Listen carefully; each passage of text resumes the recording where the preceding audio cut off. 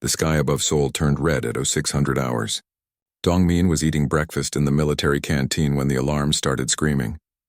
He dropped his spoon and ran with everyone else to the command center, buried deep inside the Taebaek Mountains. The screen showed something impossible. Ships, massive black ships that looked like they were made from darkness itself, hanging in the air above every major city on Earth. Nobody knew where they came from. One moment the sky was clear.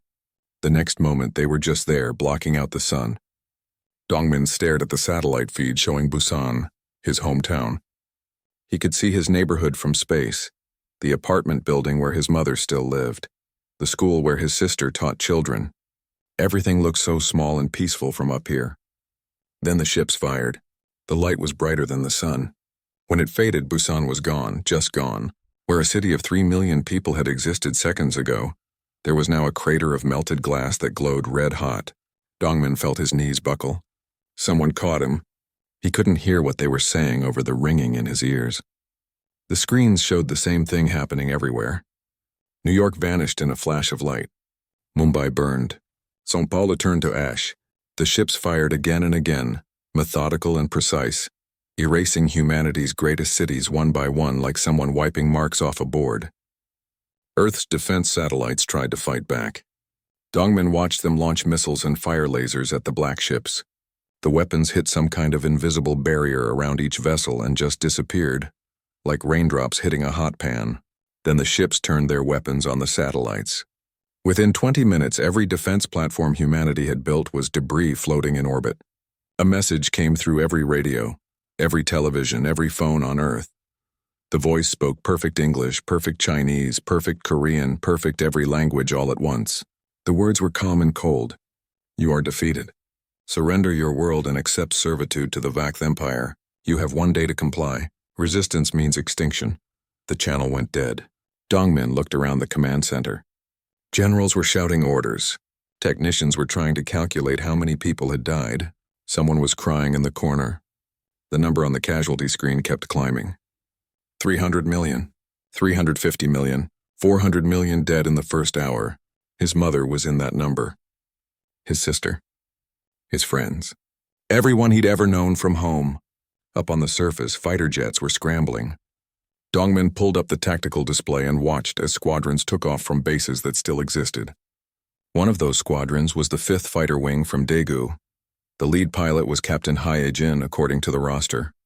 Her squadron had been on a training exercise over the Pacific when the attack started. She was one of the lucky ones who wasn't at base when the ships appeared. The fighters engaged the enemy over what used to be Tokyo. Dongmin watched the tiny blue dots representing human aircraft swarm around a massive red dot representing a Vakth ship. The fighters fired everything they had. Missiles exploded against the barriers. Bullets bounced off. Nothing worked. Then the Vakth ship fired once. The blue dots disappeared from the screen. All of them. Just like that, more fighters kept trying. More pilots kept dying. They couldn't even scratch the enemy. The world's governments tried negotiating. The United Nations sent a message offering to discuss terms. The President of the United States made a speech about peaceful cooperation. The Secretary General of Earth begged for mercy. The Vakth answered by destroying 12 more cities. Dongmin spent that first day watching the world die on screens. He was an engineer, not a soldier. His job was fixing equipment and maintaining the base's systems. There was nothing he could do except watch and feel completely useless. By nightfall, the death toll had reached 500 million. 500 million people gone in one day. The Vakth ships settled into orbit and waited for humanity's surrender. It came fast. The governments of Earth sent messages of submission. They agreed to every demand. They would serve. They would obey. Just please, please stop killing. The Vakth accepted. They announced that Earth was now property of their empire. They would send administrators and troops to manage their new vassals. Humans would work in the mines and factories. Humans would serve. Any resistance would result in the complete destruction of the planet. That night, Dongmin sat in his bunk and stared at the ceiling. He couldn't sleep. Every time he closed his eyes, he saw Busan burning. He saw his mother's apartment building turning to vapor. He saw his sister's school melting into glass. Other soldiers around him were crying quietly. Some were praying. Some just stared at nothing with empty eyes. Everyone had lost someone. Everyone had seen their world end. A week later, more Vact ships arrived. These were smaller landing craft that came down to the surface. They carried troops in dark armor and officials who spoke to the surviving governments through translators. The Vact soldiers were tall and thin, with gray skin and too many joints in their limbs. They moved wrong, like insects pretending to be humanoid. They set up occupation zones in the ruins of major cities. They started cataloging Earth's resources. They began organizing humans into work groups. The ships in orbit watched everything, weapons ready to burn anyone who stepped out of line.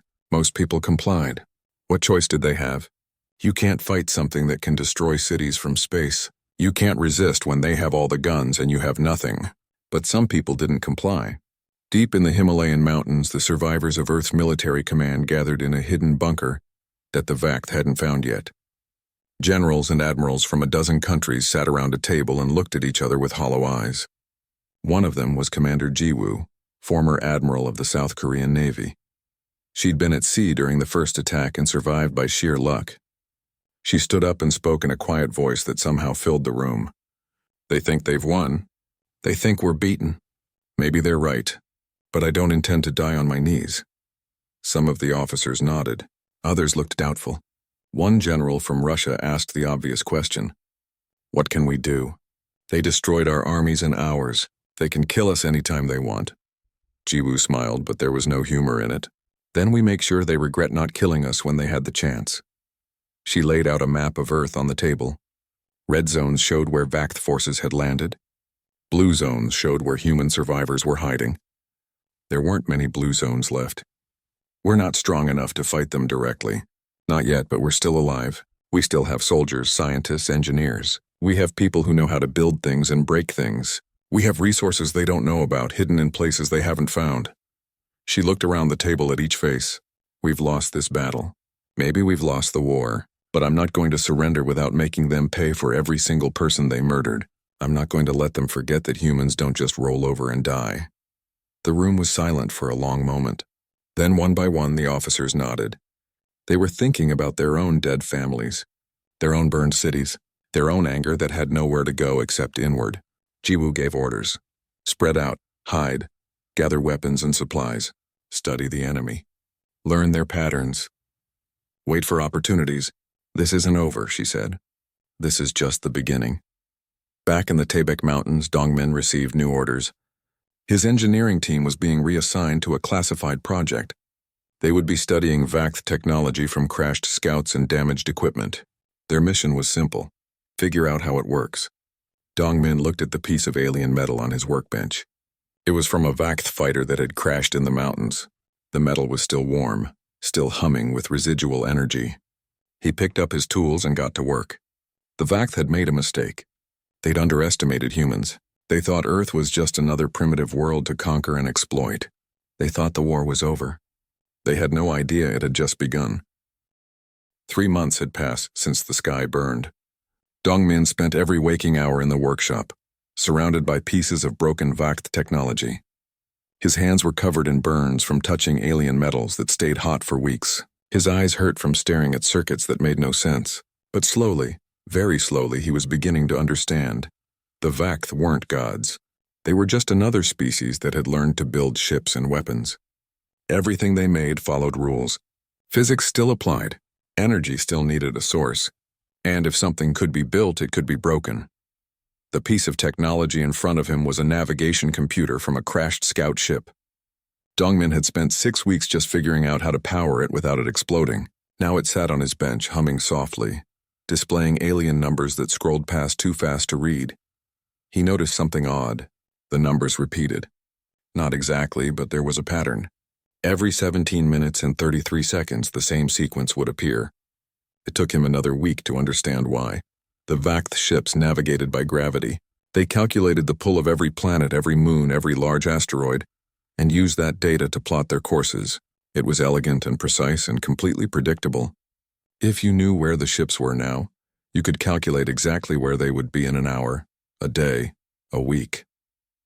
Dongmin wrote up his findings and sent them to Commander Jiwoo. Her response came back fast. Keep digging.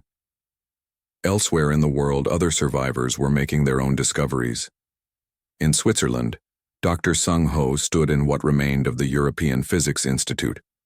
The facility had been built underground specifically to survive disasters. It had survived nuclear war simulations, asteroid impact tests, and even a direct hit from a tactical warhead during testing.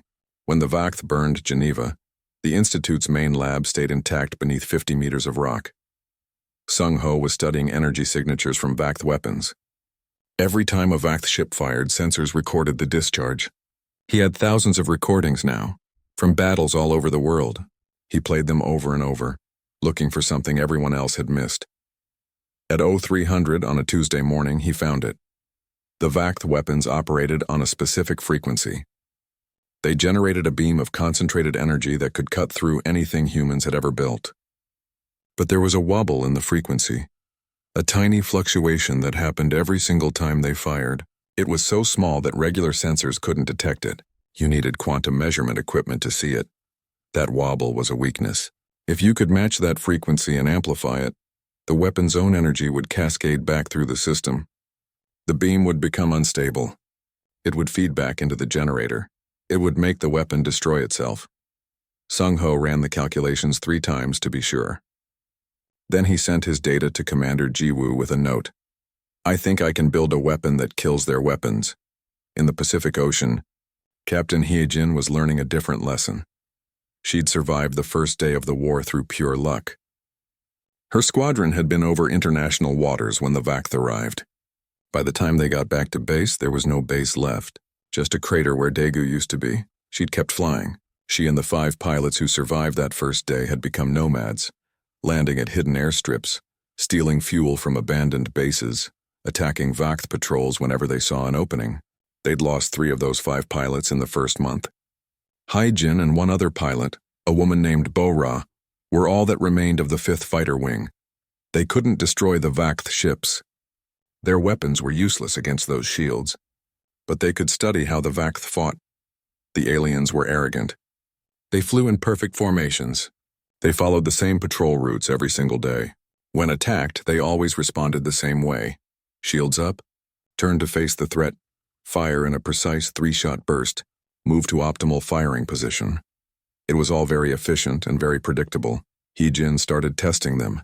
She would come in fast and low, fire a missile to get their attention, then break away.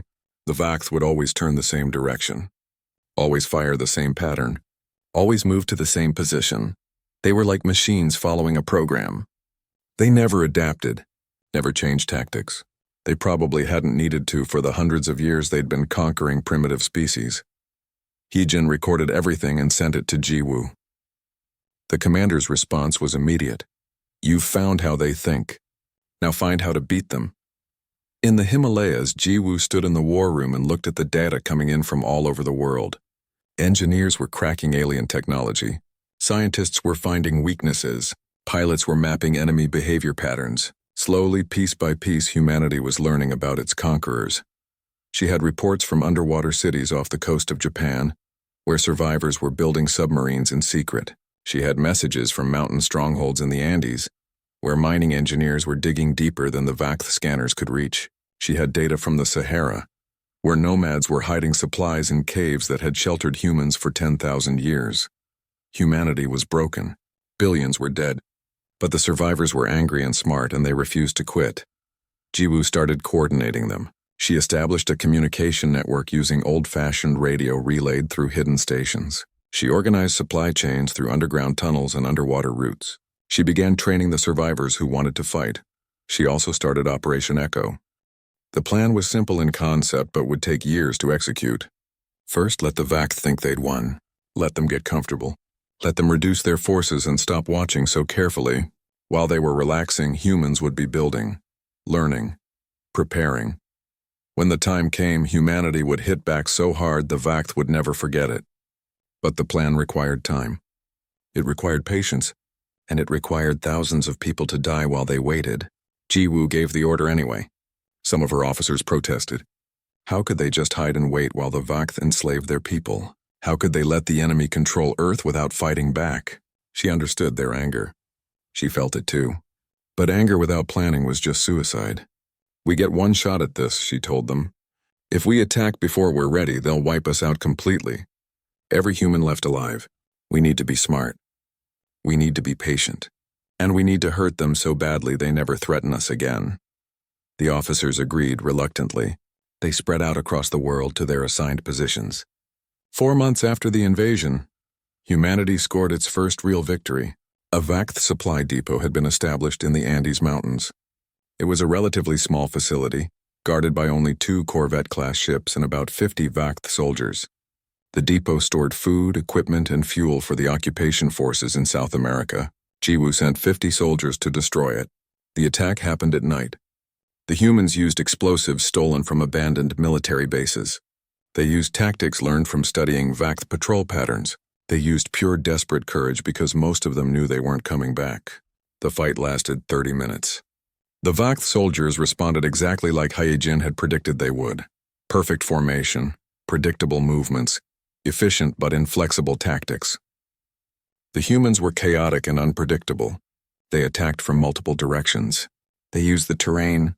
They adapted when plans failed. They fought like cornered animals that had nothing left to lose. When it was over, the supply depot was rubble. Both Vakth corvettes were destroyed. All 50 Vakth soldiers were dead. So were 42 of the 50 human attackers. The 8 survivors made it back to Jiwoo's command post and reported their success. She looked at their faces, these young soldiers covered in blood and burns, and felt pride mixed with grief. "You showed them we're not beaten," she said. "You showed them we can still bite." Word of the victory spread through the resistance network. It wasn't much. 2 small ships and 1 supply depot wouldn't change the war, but it proved something important. The Vakth could be hurt. More importantly, it proved humans could work together even in the darkest times. The Vakth noticed, of course. They sent investigation teams. They increased patrols in the Andes region. They broadcast warnings about what would happen to any humans caught resisting, but they didn't change their fundamental approach. They still saw Earth as conquered. They still thought the resistance was just dying criminals making noise before the end. Fleet Commander Krell, who oversaw Earth's occupation from his flagship in orbit, wrote in his report to the Empire, "Minor terrorist incident in Region 7. No significant threat. Local forces adequate for pacification. Request reassignment to more prestigious post." The Empire approved his report. Earth wasn't important. It was just another primitive world full of useful slaves.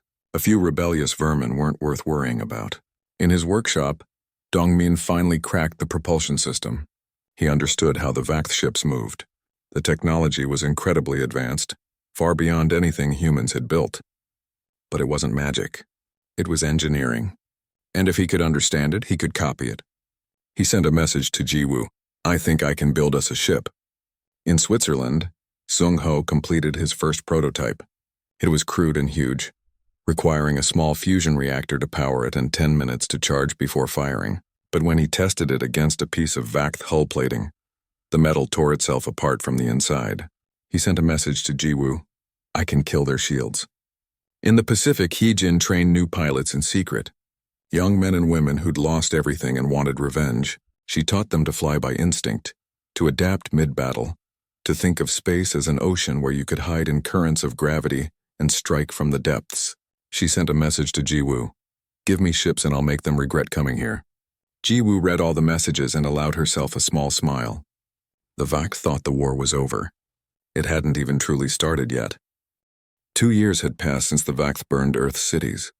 To anyone watching from space, the planet looked dead. The ruins of great cities lay cold and empty. The orbital shipyards were silent. Earth had become another forgotten conquest in the Vakth Empire's long history. But beneath the surface, in the depths of oceans and the hearts of mountains, humanity was building.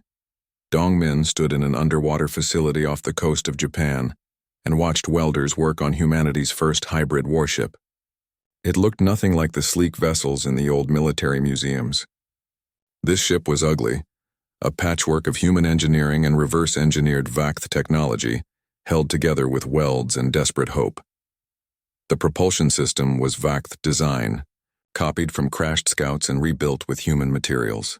The hull was titanium plating from dismantled submarines. The weapons were a mix of old Earth missiles and new energy projectors that Sung Ho's team had designed. It was crude.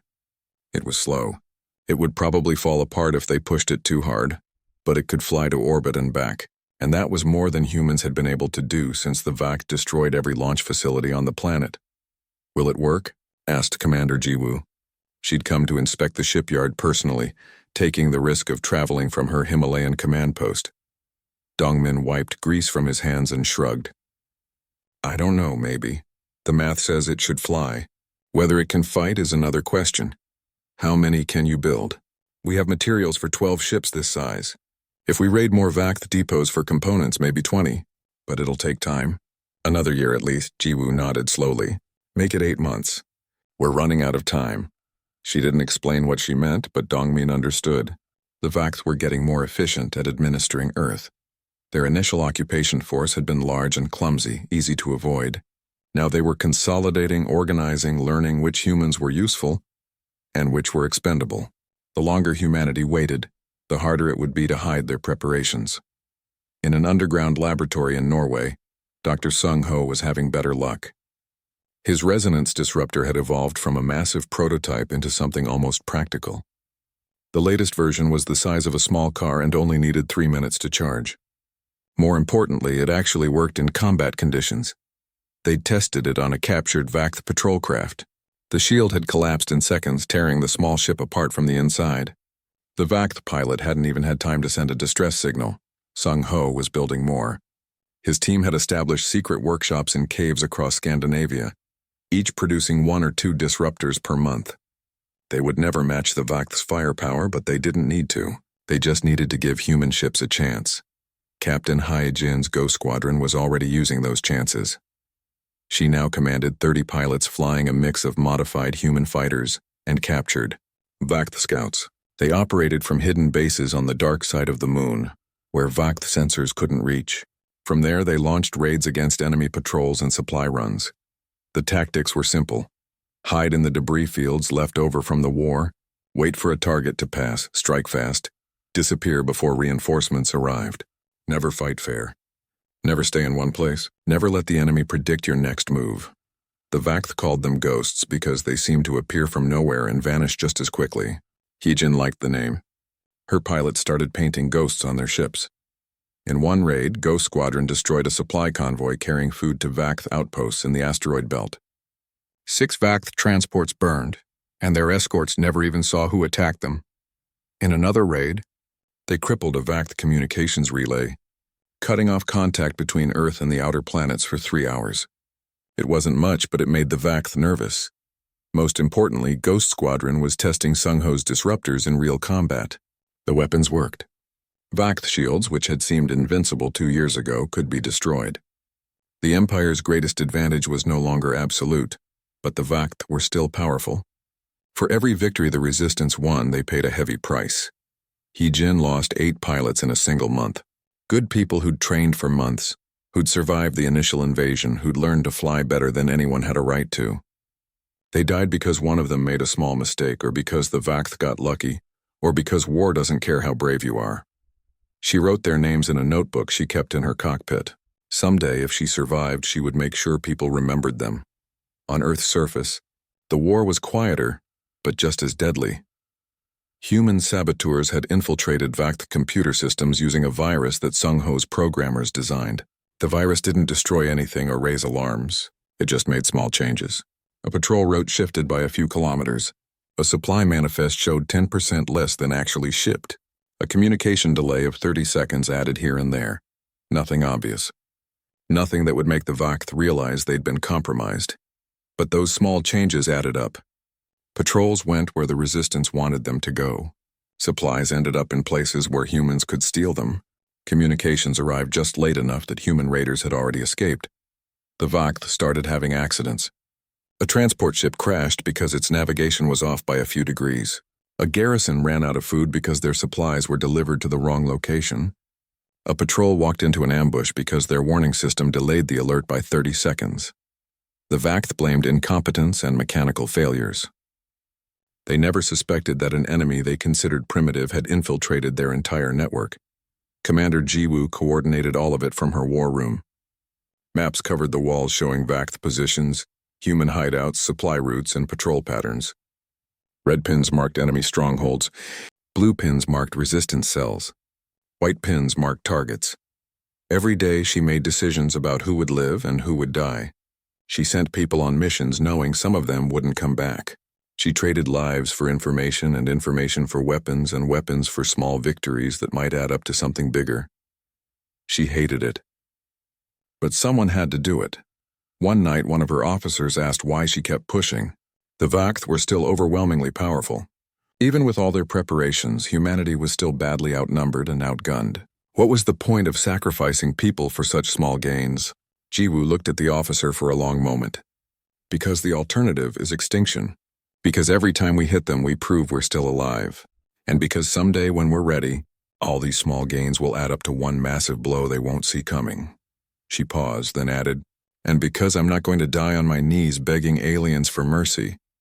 The officer nodded and went back to work.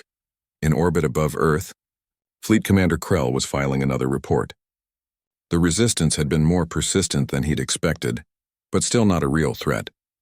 They'd lost some transports and a few small ships, but nothing significant. Earth's occupation was proceeding according to plan. He recommended reducing the garrison force. Earth didn't need so many troops now that the humans were mostly pacified.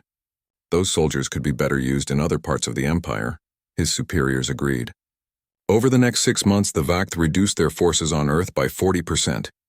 They kept enough troops to manage the human workers and maintain order, but the overwhelming military presence was gone. From the Vakth perspective, it made perfect sense. Why waste resources guarding a conquered world that posed no real threat? From Jiwoo's perspective, it was exactly what she'd been working toward for 2 years. Vakth thought they were watching a dying resistance making meaningless gestures. They thought the small attacks were desperation from an enemy with no hope. They were wrong. Every raid taught human pilots how to fight in space. Every sabotage mission gave resistance fighters experience. Every day that passed, humanity learned more about Vakth technology, tactics, and psychology. Dongmin's shipyards were producing vessels that could actually fight. Sungho's disruptors were getting smaller and more powerful. Heejin's pilots were becoming skilled enough to challenge Vakth crews that had centuries of experience. And Jiwoo was gathering intelligence about every Vakth position in the solar system. The Resistance knew where the Vakth kept their supplies. They knew patrol schedules. They knew which ships were old and which were new, which commanders were competent and which were lazy. They knew more about the occupation force than the occupation force knew about itself. All of this intelligence went into a plan that Jiwoo called Operation Echo. The name came from what she wanted to achieve, a strike so devastating that its echo would reach every corner of the Vakth Empire. She shared the plan with only a handful of people. The risk of leaks was too high. But those who knew began moving pieces into position like players in a very long, very deadly game of chess. Hidden factories increased production. Secret shipyards worked around the clock. Resistance cells that had been quiet for months suddenly became active, hitting targets that seemed random, but were carefully chosen to shape the battlefield. The Vakth noticed the increased activity, of course, but they interpreted it as a last desperate gasp. The humans were using up their remaining resources on futile gestures. Soon the resistance would burn itself out and Earth would finally be fully pacified. Commander Krell updated his reports.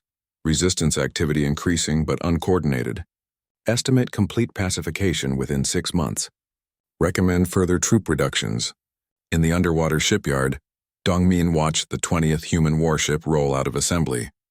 It was still ugly, still crude, but it was better than the first one. Each ship learned from the mistakes of the last. In Norway, Sung-Ho installed the 100th resonance disruptor into a newly built fighter craft. His teams were now producing them fast enough to arm every ship in the growing fleet.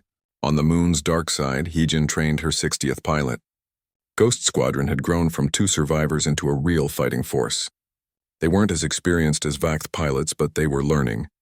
And in the Himalayas, Commander Jiwoo looked at her maps and calculated that they were almost ready. Almost.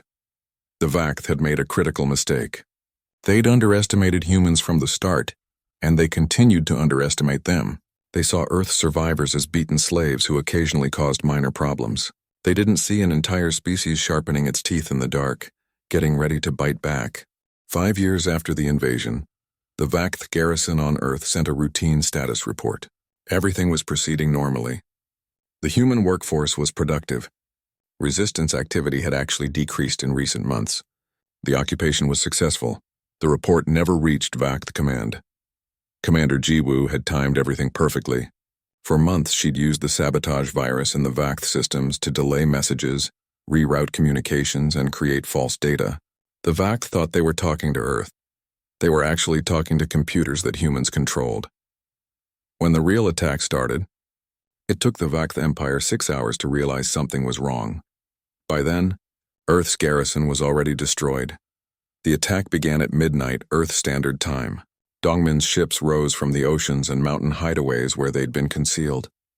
27 vessels that looked like they'd been assembled from scrap metal and hope launched into orbit. The VACT orbital platforms detected them immediately and opened fire. Their weapons cut through the first human ship like it was made of paper. The second ship died just as quickly. Then Sung-Ho's disruptors activated. The resonance disruptors sent out waves of energy tuned to match the VACT shield frequency. The shields around the orbital platform started vibrating, then shaking, then tearing themselves apart from the inside. Without shields, the platforms were just metal. Human missiles punched through their hulls. Explosions rippled across the stations. Within 10 minutes, every VACT defense platform around Earth was debris floating in orbit. The surface garrisons tried to escape to their ships. They found that their ships wouldn't start. The sabotage virus had been waiting in their systems for months, dormant and undetected. When it activated, every VACT computer on Earth crashed simultaneously. Human soldiers who'd been hiding underground for 5 years poured out of tunnels and attacked the stranded garrisons. The fighting was brutal and short. The VACT had better weapons and training, but they were confused and disorganized. The humans were angry and ready. By dawn, Earth's VACT occupation force was gone. Every soldier dead or captured. Every ship destroyed or seized. Every facility converted into weapons platforms bristling with human and VACT guns pointed at the sky. Jiwoo stood in her command center and watched the status reports roll in. Green lights showed successful objectives across the planet. Blue lights showed human casualties. There were far too many blue lights, but they'd expected that. She opened a communication channel to every human hideout on Earth and beyond. Phase 1 complete. Activate Phase 2. Phase 2 was already in motion across the solar system. Ghost Squadron and 6 other human fleets had been hiding in the asteroid belt for weeks, waiting for the signal. When it came, they activated their engines and began the long burn toward VACT-controlled space. Their targets were communication relays, supply depots, and isolated outposts across 12 different star systems. None of these targets were heavily defended. The VACT had never imagined humans could reach them. The attacks were coordinated to happen simultaneously, timed so that every target would fall before any could warn the others. It required perfect precision and a bit of luck. Jiwoo had planned for 5 years to get that precision. Captain Hyejin led Ghost Squadron toward a VACT relay station, orbiting a dead moon. The station looked like a massive antenna pointed at the stars, receiving and transmitting messages across light years. It was defended by only 3 patrol craft. Ghost Squadron had 30 ships. The fight was over in minutes. Hyejin's pilots had trained for this exact scenario. They came in from multiple angles, using the moon's gravity to slingshot around and hit the VACT from directions their sensors weren't watching. The disruptors took down their shields. Human missiles did the rest. The relay station exploded in silence, its pieces scattering into the void. With it went the VACT Empire's ability to communicate with a dozen colonies. Similar attacks happened across the solar system. A supply depot near Mars burned. A military outpost on one of Jupiter's moons went dark. A mining facility in the Kuiper Belt stopped responding. By the time VACT Command realized what was happening, they'd lost contact with 70% of their solar system infrastructure. The Empire's response was massive and immediate. Fleet Admiral Tar assembled a battle group of 300 ships, the largest force the Empire had sent to this region in decades. Their orders were simple: proceed to Earth at maximum speed, destroy all resistance, and re-establish control. It would take them 2 weeks to reach Earth. Jiwoo had expected this. In fact, she'd counted on it. While the VACT fleet was gathering, Dongmin's engineers were working around the clock to fortify Earth's orbit. They'd captured 12 VACT ships intact and were using them to bolster the defensive platforms. More importantly, they were installing Sung-Ho's disruptors everywhere. Every satellite, Every piece of orbital debris, every hidden platform now carried weapons specifically designed to kill Vakth shields. Earth's orbit had become the most dangerous place in the solar system. Sung Ho himself was working on something new.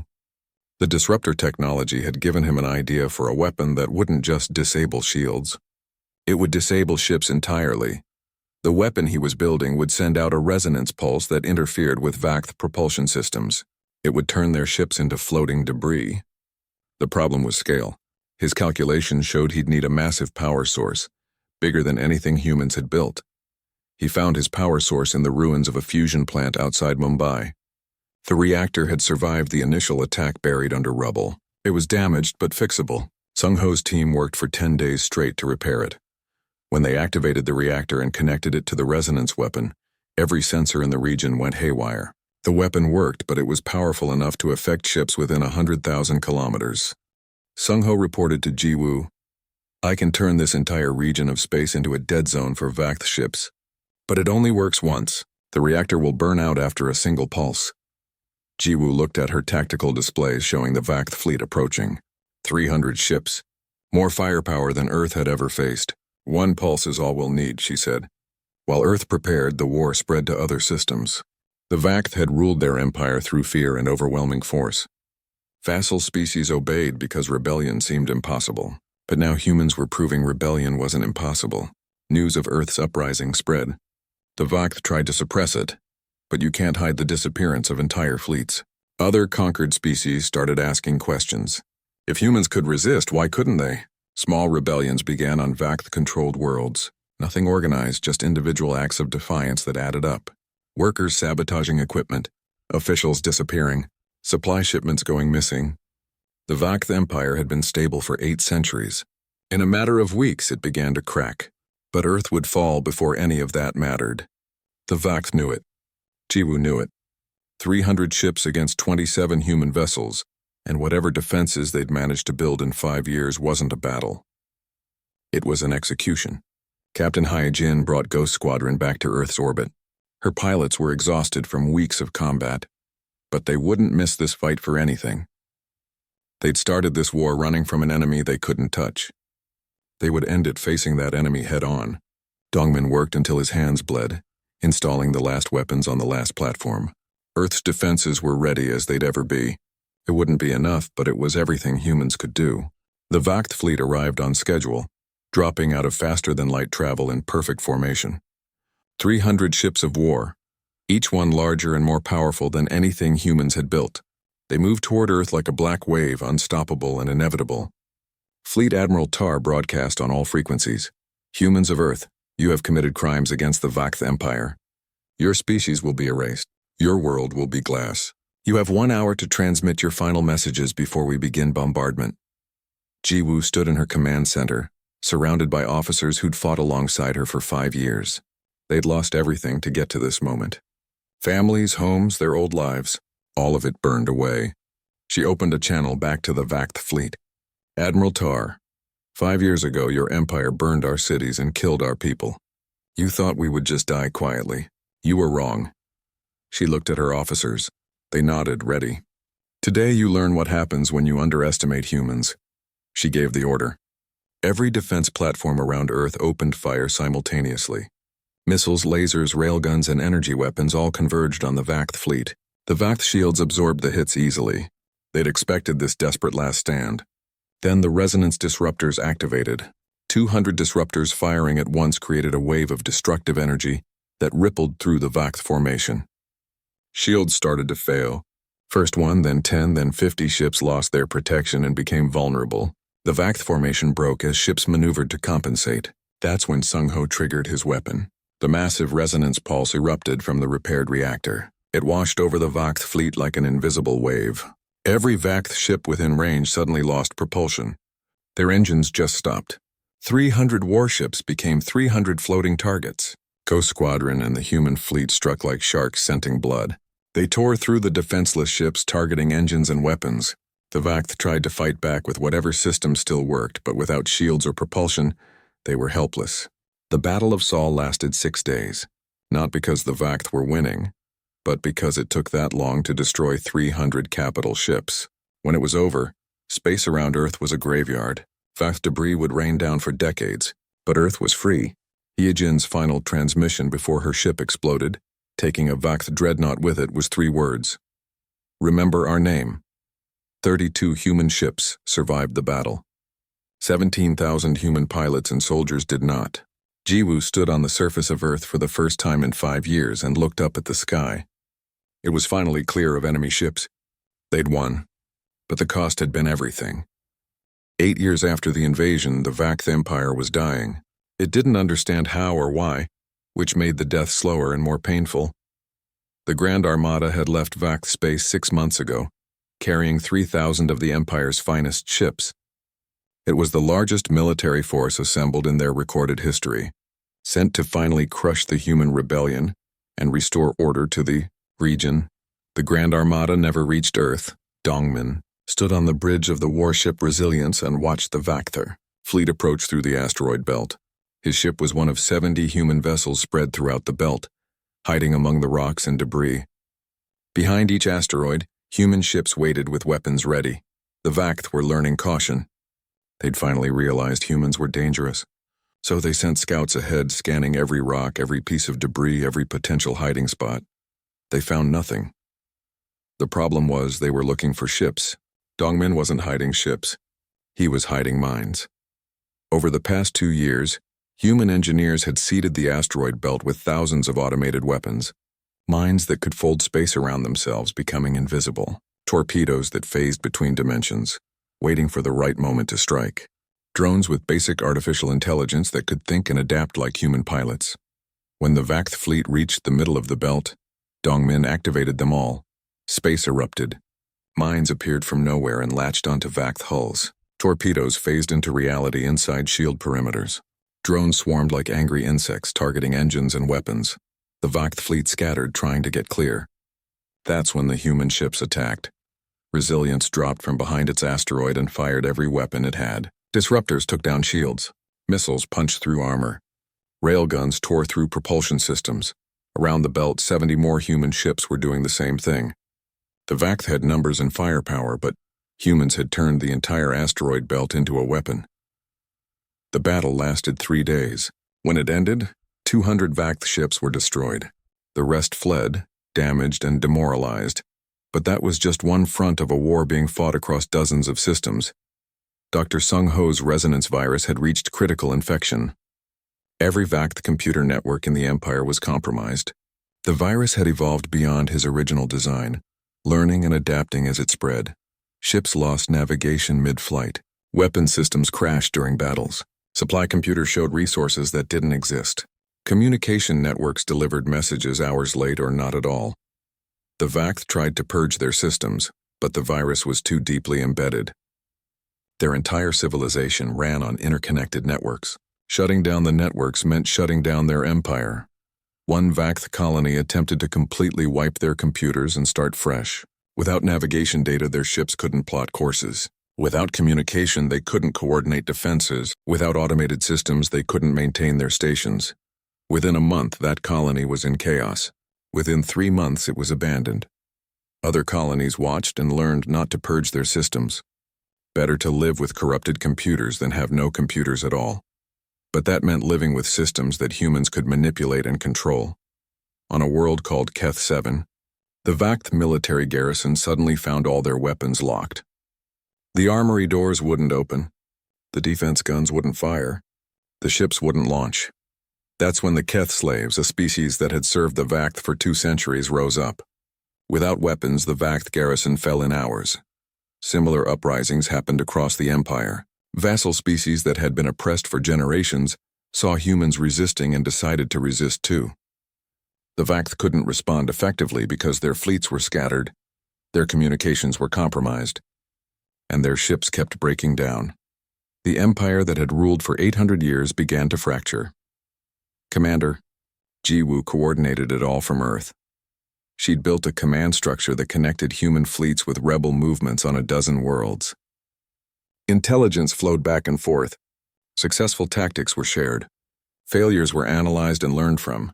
She'd become the leader of something bigger than just Earth's resistance. She was coordinating the collapse of an entire empire.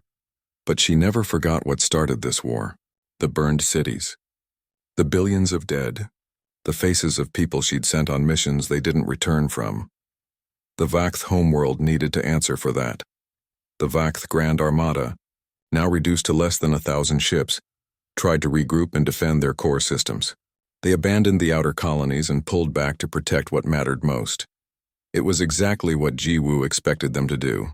While the Grand Armada concentrated its forces, human fleets moved through the outer systems freely. They didn't try to hold territory. They destroyed infrastructure, freed slave populations, and kept moving.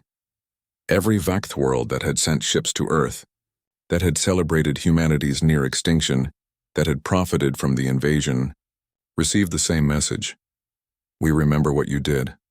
Some Vakth colonies surrendered immediately. They offered reparations, begged for mercy, promised they'd never supported the invasion. Jiwoo accepted their surrender, but not their excuses. Other colonies fought. Human fleets engaged them with tactics the Vakth still couldn't counter. Humans fought chaotically, adapting mid-battle using terrain and psychology and sheer desperate innovation. The Vakth fought by doctrine, following procedures that had worked for centuries but didn't work anymore. Slowly, world by world, the Vakth Empire fell. The end came at the Vakth homeworld itself. Dongmin's fleet arrived in orbit with 200 ships.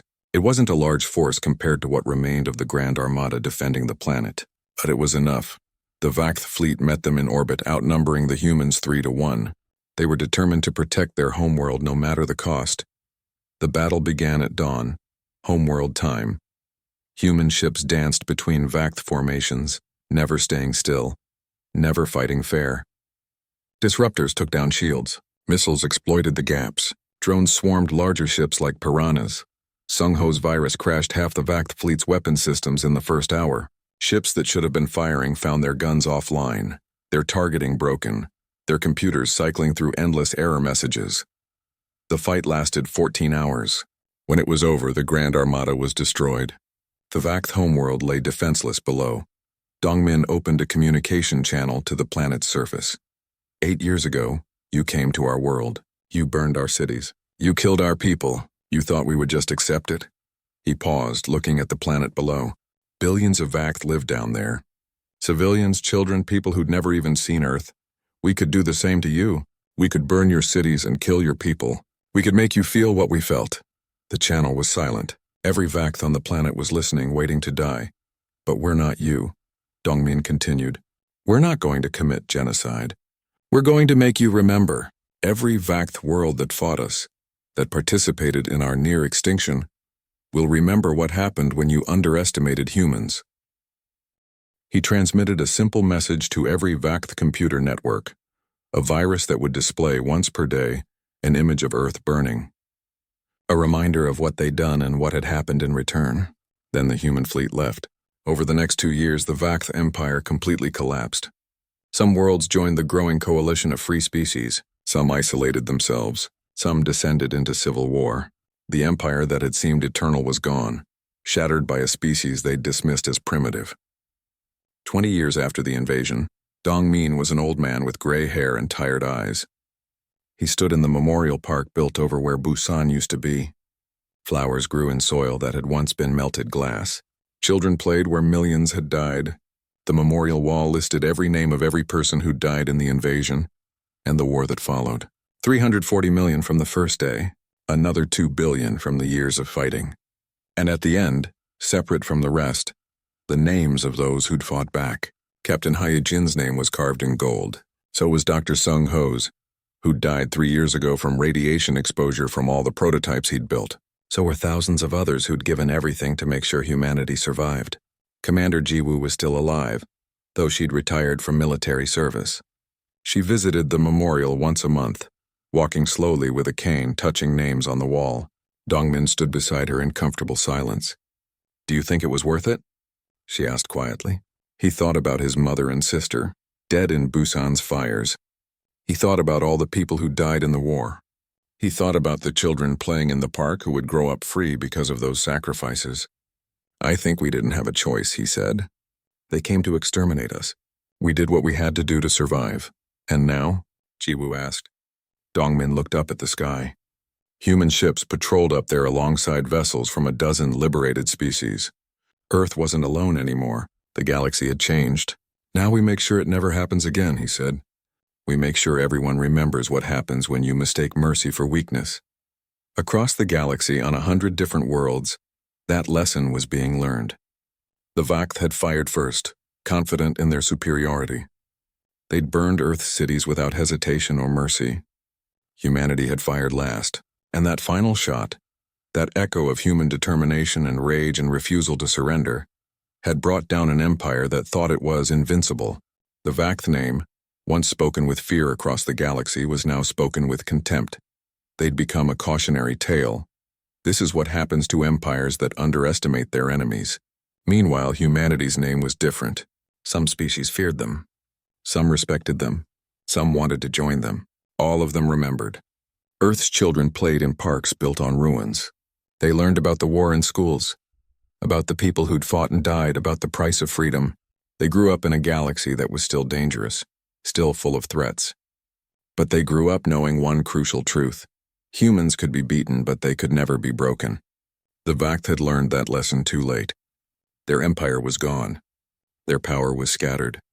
Their name would fade from history, remembered only as a warning about the danger of arrogance. But Earth's name would last, and the echo of what humans had done, fighting back from the edge of extinction, would ring through the galaxy for generations. The war was over. Humanity had won, and they would never forget the cost of that victory, or the people who'd paid it.